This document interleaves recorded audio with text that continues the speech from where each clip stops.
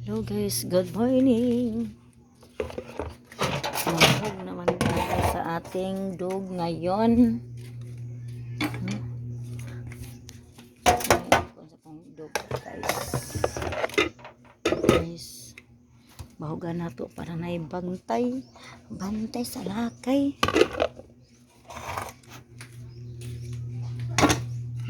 Ito ang ulam sa aming dog. Malaking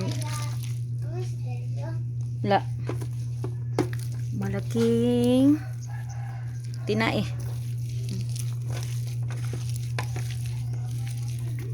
Busy ako guys. Maghugas ako ng plato. Pagkatapos punta naman ako sa market. Medyo madilim dito guys. Nandito sa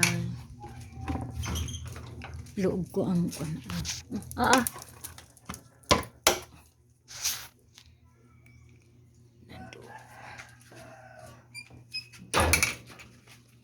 pagkatapos nito guys, maghugas ako ng plato tsaka ako pumunta sa market.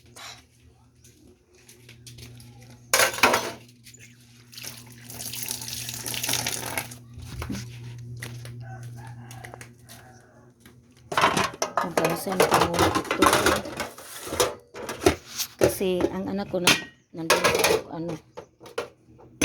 nandun sa eskwelahan, so ako lang natira dito. Mabalik pa naman ako pumunta sa merkado, so maghugas-hugas muna ako nito guys. Maghugas-hugas muna ako dito para pag uwi ko sa galing market, mag-prepare na naman ako sa prepare na naman ako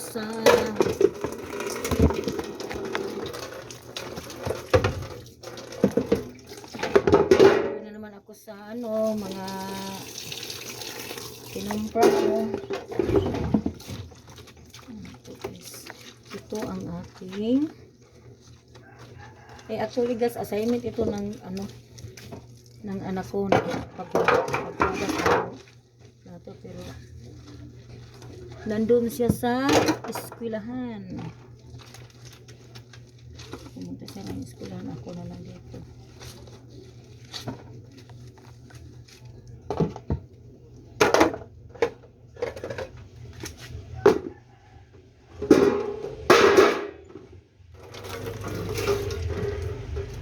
Nagtataka siguro kayo guys na ako lang ang palaging nagkakito. Sa may Tagalog sa limit na galaw-galaw to sa bahay.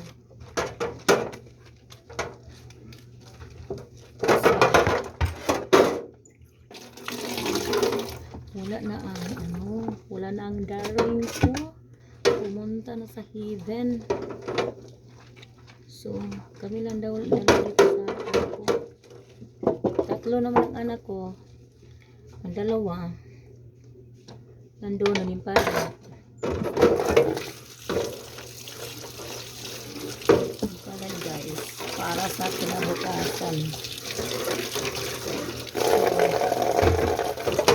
Kami lang dalawa sa anak ko dito.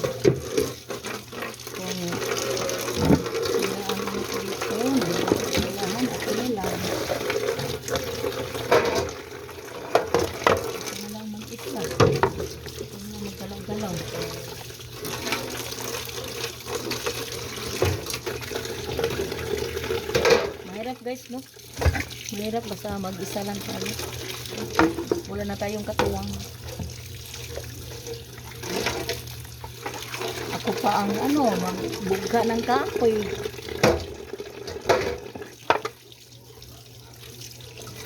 Kung magluto, noon ang asawa ko ang ang asawa ko ang kumot sa lubi, sa gata, kumot sa sanay na. Kasi yung senpai na mahirap yung ano guys.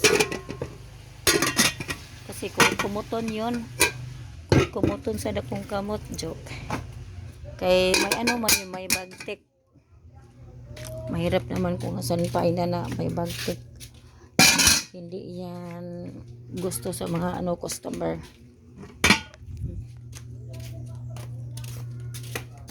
Ako lang dito guys, maggalaw-galaw. Kasi naiwan ako mag-isa dito. Oh, ito ilagay ko doon sa loob. Lagay ko doon sa loob. Ay, mahirap guys. Ako pa ang naghawak sa cellphone ko. Oh, dito guys.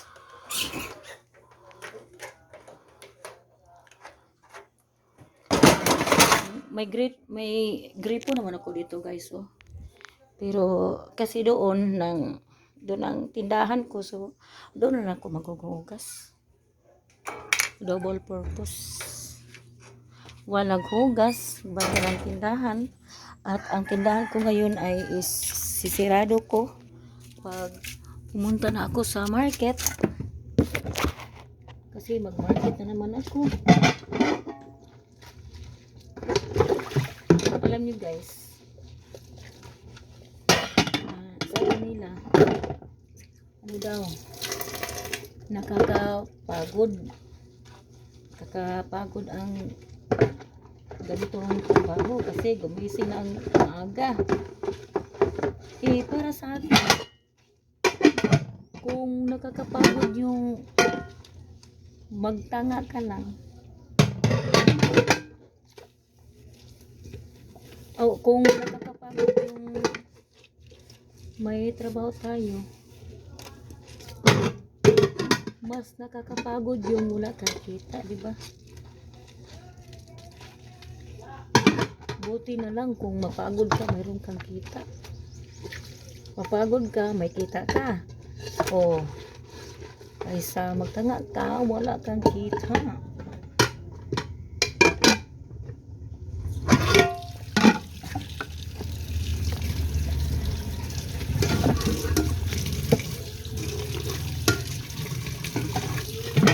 Tayo guys, kasi hindi tayo mayaman. Bisan pa siguro mayaman guys, pero nakakapagod rin. Nakakapagod magbilang ng pera. Mayaman.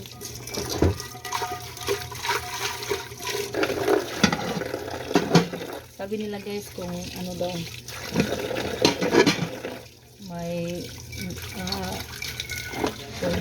bakit marami tayong utang. Ang utang natin, ano lang, libo-libo lang. Kung mayaman ka, ang laki-laki ng utang mo. Milyon-milyon. Kasi pag-invest yan ng negosyo. Diba? Ang utang natin, 1,000 lang sa turok ko.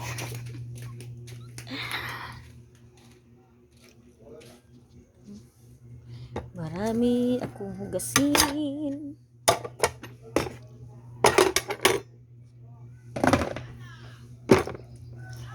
Minsan guys, maaga ako magsira ng tindahan ko. Kasi parang wala akong naantok, walang ganang magalaw. Ganyan talaga. Kasi may edad na ako. Mahirap na.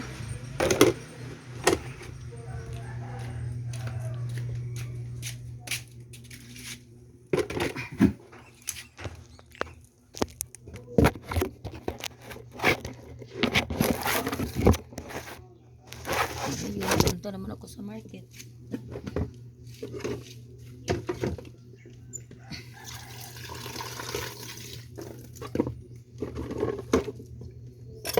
Mag-marketing na naman ako.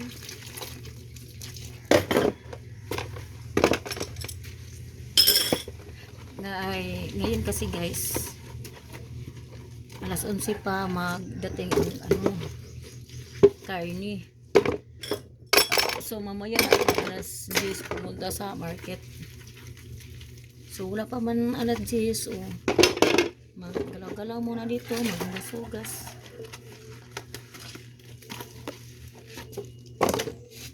Ganyan din, time management.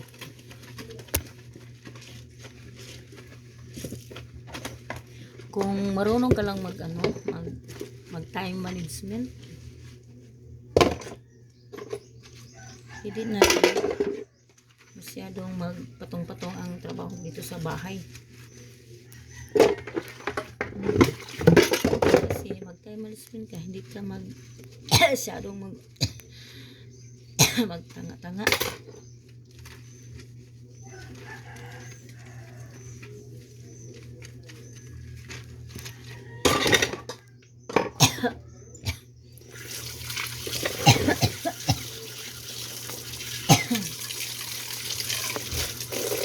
Sa ganitong ano guys, sa ganitong trabaho sanay na ako kasi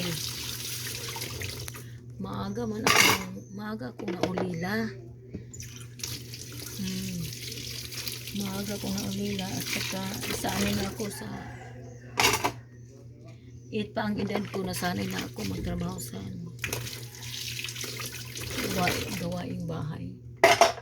Kasi wala na akong mga magulang. Natira na lang ako sa mga auntie ko. 4 kami magkakapatid.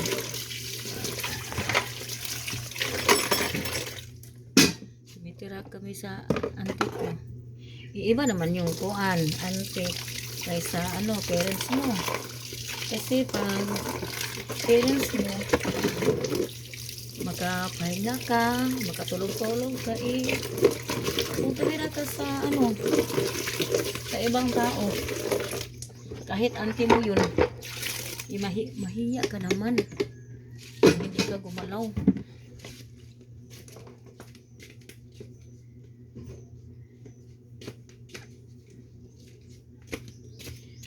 Kahit auntie mo yun, mahiya ka pag hindi ka gumalaw. So galaw ka din. Kaya ako nasanay na sa trabahong pangbahay.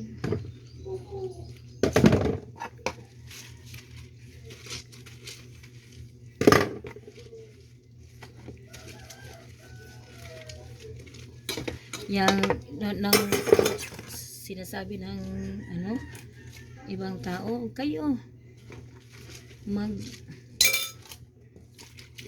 matuto daw sa trabahong bahay kasi pag tumira sa ibang bahay hindi ka pagagalitan palagi kasi wala kang natutunan. Totoo naman yun, lalo na kung parents natin na hindi maka-support sa atin. Tumira na lang tayo sa mag-working. Kung nag-aaral ka, mag-working. Paano kung wala kang natutunan, diba? Dapat ang mga young ngayon turuan na mahirap na din ngayon maturuan ang mga anak natin kasi may cellphone na palagi na nag-YouTube.